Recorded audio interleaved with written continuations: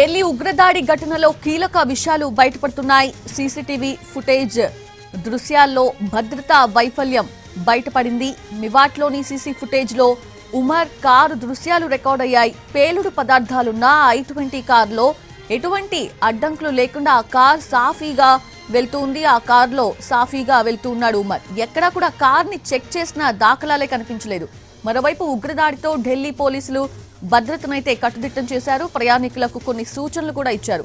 ఎవరైతే ఎయిర్పోర్ట్ కి వెళ్లేవారు ఉంటారో వాళ్ళు 3 గంటల ముందే చేరుకోవాలన్నారు. అలాగే ట్రైన్ ప్రయాణికులు గంటల ముందే రైల్వే స్టేషన్స్ కి చేరుకోవాలని, మెట్రోలో వెళ్లాలనుకునేవారు 20 నిమిషాల ముందే మెట్రో స్టేషన్స్ కి చేరుకోవాలని కొన్ని సూచనలు జారీ చేశారు.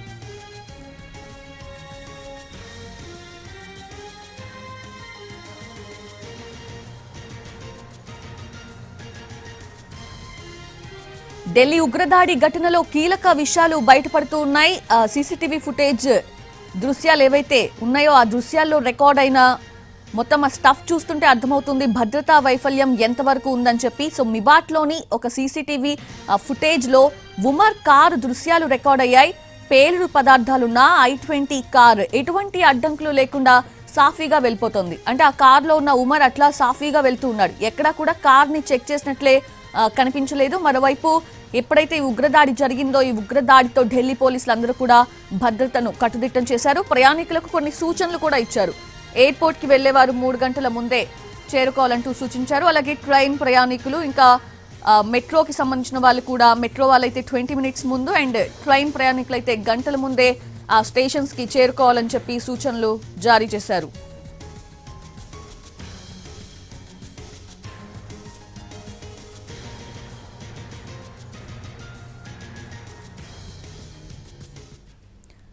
రాజు, కంప్లీట్ భద్రతా వైఫల్యం అనేది ఇప్పుడు ఆ సీసీటీవీ ఫుటేజ్ దృశ్యాలు చూస్తూ ఉంటే బయటపడింది. సో ఏంటి అసలు ఏం జరుగుతోంది, ఎటువంటి యాక్షన్స్ తీసుకునే అవకాశం ఉంది, ఇక మీదట భద్రతని కట్టుదిట్టం చేశారు అండ్ దానికి సంబంధించి కూడా అప్డేట్స్ ఏంటి? ఎస్ సౌజన్య, నిజంగా అంటే ఏదైతే ఈ రెడ్ ఫోర్ట్ పేలుళ్ల ఘటన కనుక పరిశీలిస్తే రెడ్ ఫోర్ట్ వరకు I-20 కార్లో ఉమర్ నబీ ఎలా వచ్చాడు అంటే దాదాపు 60 కిలోమీటర్లు ప్రయాణం చేశాడు. మొదట ఫరీదాబాద్ నుంచి బయలుదేరినట్టుగా తెలుస్తుంది. ఆ తర్వాత మధ్యలో ఏ విధంగానైతే తన వెహికల్కి పొల్యూషన్ చెకప్ కూడా చేయించుకున్నారు. ఆ తర్వాత ఖచ్చితంగా మధ్యలో ఏదైతే ఫ్యూయల్ కొట్టించుకొని ఉంటాడు. మరోవైపు ఢిల్లీలో ఉన్నటువంటి కొన్ని స్పాట్స్ను కూడా ముందు తిరిగాడు. ఎక్కడైతే కొంత రద్దీగా ఉండేటటువంటి ప్రదేశాల్లో ఎక్కడ బ్లాస్ట్ చేయాలనుకున్నారో ఏందో దానికోసం తిరిగాడు. అంటే 60 కిలోమీటర్ల మేర దేశ రాజధానిలో, అది కూడా పూర్తి స్థాయిలో ప్రధానమంత్రి, కేంద్ర మంత్రులు, ఒక విఐపి జోన్గా మనము దేశ రాజధానిని భావిస్తుంటాం ఢిల్లీని. సో ఇక్కడ తిరుగుతూ ఉంటే దాన్ని ఎవరు కూడా గుర్తించలేకపోయారు. వాస్తవానికి కొంత నేషనల్ క్యాపిటల్ కాబట్టి సెక్యూరిటీ అనేది టైట్ ఉండాలి. ప్రధానంగా ఏదైతే ఈ ఢిల్లీ లోపలికి ఎంటర్ అయ్యేటటువంటి ఎంట్రీస్ ఉంటాయో ఆ ప్రాంతాల్లో ఖచ్చితంగా సెక్యూరిటీ టైటనింగ్ అనేది ఉండాలి. కానీ అటువంటిది ఏమీ లేకపోవడం వల్లనే ఈ పేలుడు జరిగిందనేది స్పష్టంగా అర్థమవుతుంది. భద్రతా వైఫల్యం వల్లే ఇది జరిగింది. ముందే గనక కారును గుర్తించుంటే ఇలా పేలుడు జరగకపోయేదని దాని మీద కూడా పెద్ద ఎత్తున చర్చ జరుగుతుంది. సో ఈ నేపథ్యంలో ఇప్పుడు ఒక్కసారిగా ఢిల్లీలో హై అలర్ట్ ప్రకటించారు.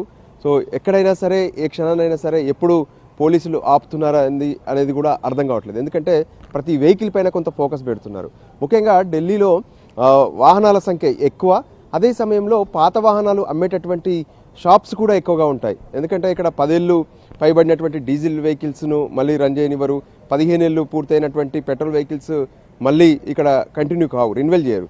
దాంతో వాటిని అమ్మే షాపులు ఎక్కువగా ఉంటాయి. సో అక్కడ కార్ల పార్కింగ్ అనేది పెద్ద ఎత్తున కనిపిస్తుంటుంది. సో వీటన్నిటిని చెక్ చేయాల్సినటువంటి అవసరం ఉందని చెప్పి ఢిల్లీ పోలీసులకు ఆదేశాలు వచ్చాయి. ఈ నేపథ్యంలోనే ఢిల్లీలో హై అలర్ట్ కొనసాగుతుంది.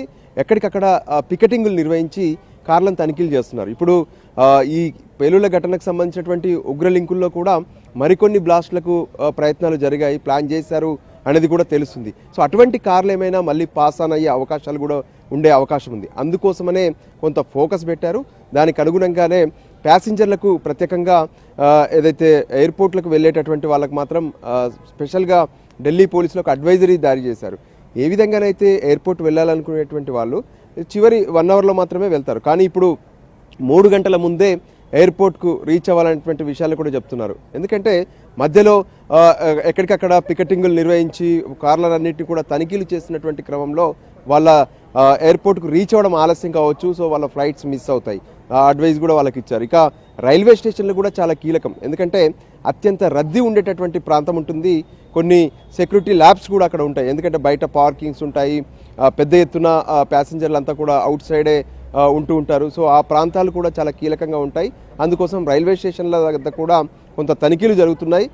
ఇందులో భాగంగా రైల్వే ప్రయాణికులు 1 అవర్ బిఫోర్ రైల్వే స్టేషన్కు చేరుకోవాలని చెప్పి కూడా అడ్వైజరీ జారీ చేశారు. ఇక ఢిల్లీలో ప్రధానంగా మెట్రో అనేది చాలా కీలకం. ఇక్కడ ఎక్కువ మంది మెట్రోనే ఉపయోగిస్తుంటారు. సో మెట్రో టైమింగ్స్లో కూడా కొంత 20 నిమిషాల ముందే మెట్రో స్టేషన్లకు చేరుకుంటే మంచిదనే విషయాన్ని కూడా స్పష్టం చేశారు. దానికి అనుగుణంగానే ఇప్పుడు దేశ రాజధాని ఢిల్లీలో పెద్ద ఎత్తున హై అలర్ట్తో పాటు ఆ తనిఖీలకు సంబంధించినటువంటి నిర్వహణ ఎక్కడికక్కడ కనిపిస్తూనే ఉంది. Soujanya. S Raju, thanks for the live updates.